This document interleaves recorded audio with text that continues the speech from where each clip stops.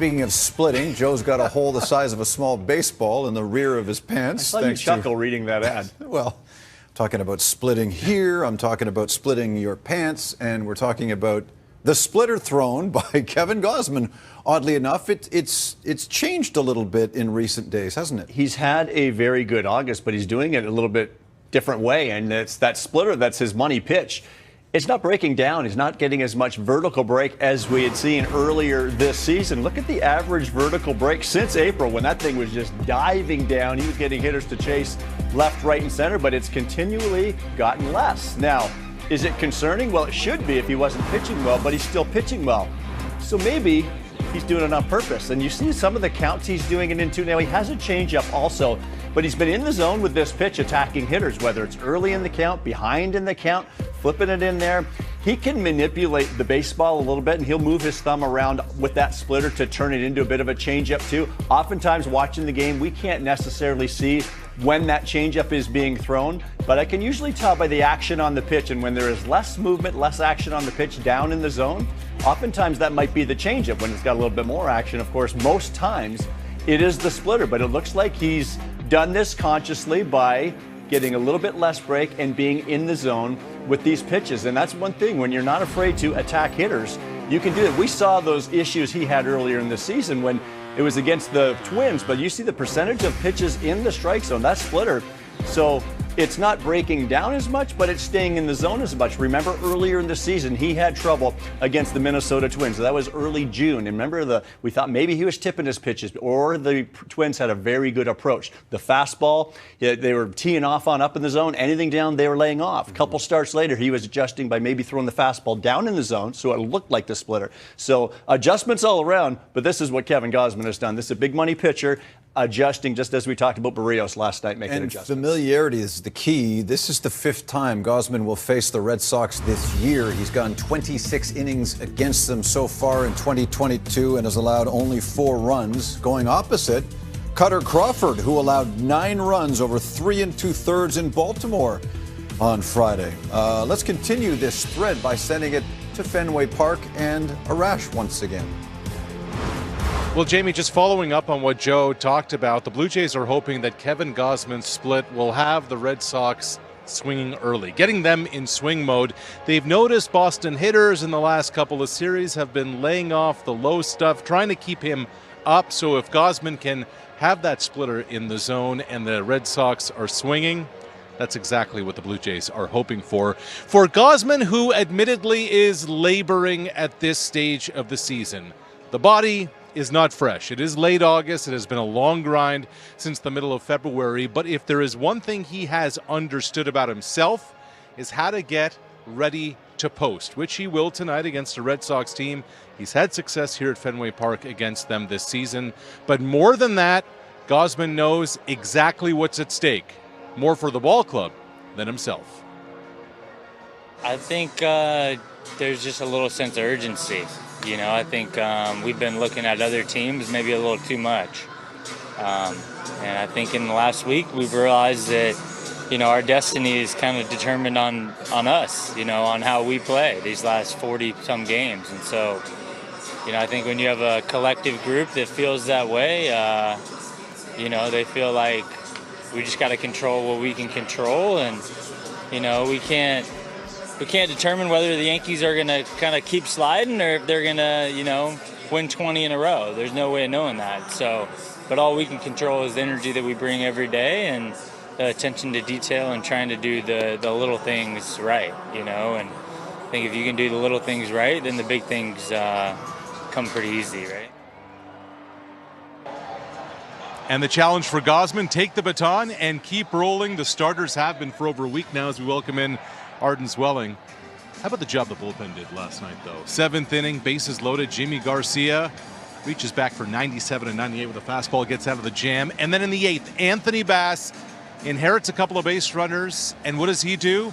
Emerges unscathed. Strikeout, the relievers delivering. And so much going on the periphery. Yes. Jimmy Garcia should have been out of that with the ground ball to first base. Should have been ahead of Rob Refsnyder. Terrible call at home plate. The dugout's barking. You look at the 8th inning, and Anthony Bass is going slider heavy and then back to the sinker against Bobby Dahlbeck, when the bases have been loaded for him, the leverage just kept increasing. But this Blue Jays bullpen feels like it deserves more respect for the job it's been doing in those spots. David Phelps has said it. Anthony Bass has said it. They hear us talking when we say the Blue Jays didn't do enough at the deadline. They needed another reliever, and they feel like we've been doing it all year, and we deserve more respect than we're getting. The statistics agree. Since the beginning of July, second in opponents' batting average, ERA, and WHIP in the American League. It's really interesting. That bullpen door opens, and there is just a calm around this ball club. And Phelps said, you know, the old baseball adage that hitting is contagious. He said, for us as relievers, that bullpen, we're cheering on the other guys. And also when they start doing things, that gets us up, that gets us motivated. And what a run for David Phelps, who you saw a couple of nights ago come in and log some serious innings. David Phelps has not gone from April to September pitching in a season since 2016. Remember, just last May, you thought his career may be over, had a serious surgery that was required, did not pick up a ball to pitch full go for 20 weeks after. He got emotional today, reflecting on the journey and all of the people who had helped him. And now, Arden, he's playing meaningful baseball. He's in a postseason race and so badly wants to get back to the playoffs. Hasn't pitched in October since he was a rookie. And he's such a trusted contributor for this bullpen and such a selfless guy as well. He was pitching leverage earlier this year, and he understands that his role has changed now. He might need to be a multi-inning guy. He might need to be a medium to low average guy just because of the additions that the Blue Jays made at the deadline. Think about what he did in the first game of this series, rescuing Yusei Kikuchi from that spot, coming in, extending himself to one of his longest outings of the year, saving those other relievers. Maybe Garcia and Bass aren't as effective if they have to be used in that first game. Maybe Tim Mays is used in that first game. David Phelps understands that's going to be his role now, to save the rest of the bullpen, get it out of tough spots. He's built for it. Unfortunately for Canadian baseball fans and for the Red Sox, the news is not good for James Paxton. He's from Vancouver, of course. It is a tear, a grade 2 tear of his lat muscle. His season is over. There is a team and player option for next season. So a lot of answers needed for Paxton and his baseball future moving forward. Arash, Boston's lineup is presented by Bet365. Two players returned tonight. Tommy Pham, who is 7 for 14 against Gausman, left Tuesday's game with back spasms, and Xander Bogaerts, who also left Tuesday's game with back spasms. They're both back. This is Boston's lineup presented by Bet365. Off we go to the guys from SN Bets. Thank you, Jamie. Mike Mohorvich, joined by Kevin Mickey at the SN Bets Big Board, presented by Bet365. Kevin Gausman's thrown more innings to the Red Sox this year, Kev, than any other team, and every time they've seen his best stuff. Indeed they have, Mike. Indeed they have. Gausman just 4 earned runs in 26 innings against Beantown in 2022. And, well, that's probably why the Jays are favorites on the money line at -180. A number that has been climbing throughout the day. Money definitely coming in on the Jays, while the over-under, it's at 9. A number that has gone under in 6 of Gausman's last 8 starts. Another day and another struggling starter for the Reds. Justin Dunn has a 6.08 ERA in 3 starts. And righties have absolutely owned this guy, hitting .364 with 4 homers and only 23 plate appearances. Philly has torched righties in their last 5 with a team average of .340, and they're going for the sweep today. They've hit this line in 2 of the first 3 games of this series. The New York Yankees have won 3 straight games. They've cashed the run line in each of those games. Tonight, they welcome back Giancarlo Stanton, who's been out since late July. Stanton and fellow Bash brother Aaron Judge, they go up against Oakland's James Caprillion, who has a career ERA approaching 8 against the Bombers, and he's given up 5 bombs. And were you aware that Stanton and Judge like to hit bombs? I was. Cool. Well, the Yankees on the run line, they sit at -130. And speaking of New York, Mike. Since making his season debut earlier this month, Jacob deGrom has quickly regained his rightful place among baseball's elite starting pitchers. 23 innings, he's got an ERA of .231. Opponents hitting a measly .138 against him, but it's his strikeout rate that jumps off the page. deGrom is whiffing more than 14 batters per 9 innings, and he'll deal to a Rockies lineup hitting .224 in their last 10 when facing righties. You know who's a righty, Mike? Kevin Gausman. Indeed he is. And you know what the Red Sox are batting this year against Jays righties? I don't, but I think you're going to tell me. I will tell you. Just 239. So, you know, that bodes pretty well for the Jays tonight. Jamie? Kevin, thank you. Another Kevin Gausman, ready. with a splitter. Yes. You would know about splitting things. The Blue Jays take on the Red Sox tonight on Sportsnet. Game 6 of the 1992 World Series. 2-2 the score in the Toronto top of the 11th. The runners go on the 3-2 to Winfield. Down the line, a base hit. White scores. Alomar scores on a Dave Winfield two-base hit. And a 4-2 Toronto lead. Mike Timlin will be the new pitcher. What pressure on this young man. Now he's on to save the biggest win in Toronto Blue Jay history. The tying run is 90 feet away. Pitch on the way, and there's a bunted ball. First base side, Timlin to Carter, and the Blue Jays win it. For the first time in history, the World Championship banner will fly north of the border. Baseball's best in 1992. The most valuable player, catcher Pat Borders, the team can't get it to every player. There's so many players that could easily get it that it's a shame one person can get it. Tito, congratulations. It's been a long, hard battle, and we did it. Canada, let it all out. It's party time.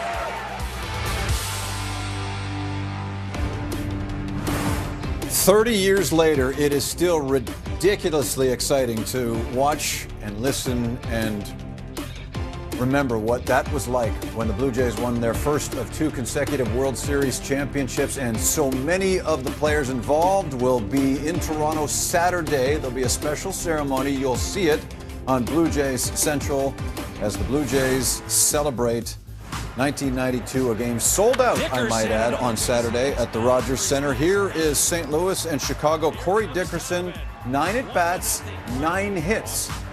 He steps up against Stroman and does it for a 10th straight time. This is incredible, as Dickerson's streak ended at 10. Still awfully impressive.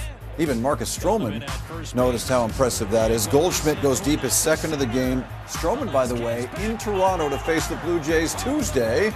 Cardinals beat the Cubs 8-3. Now, the teams that are crowding the wild card scenario with the Blue Jays include the Rays, and David Fletcher tries the Matt Chapman here.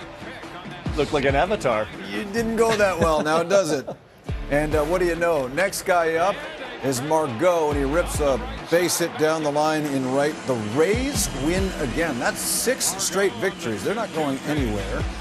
So they'll maintain their spot at the very least in the wild card scenario with an 8-3 victory over the Angels. LA now bound for Toronto, start a series at the Rogers Center tomorrow night. Meanwhile, the Mariners taking on Cleveland.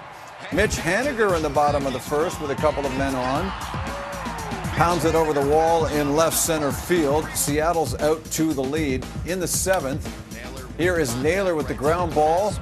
And Crawford gloves it to first. A tremendous play. And so Seattle also leading. It's a 3-1 situation, top of the 9th right now in Seattle. So the 2 teams that are in that scenario with the Blue Jays, one has already won, the Rays. Mariners are, I guess, an out or 2 away from completing victory. So that's a look at the wild card situation heading into tonight's affair with the Boston Red Sox. Kevin Gausman and his mates hoping to sweep this series. So glad you joined us today for Blue Jays Central. Stand by us. First pitch is set to fly at Fenway Park.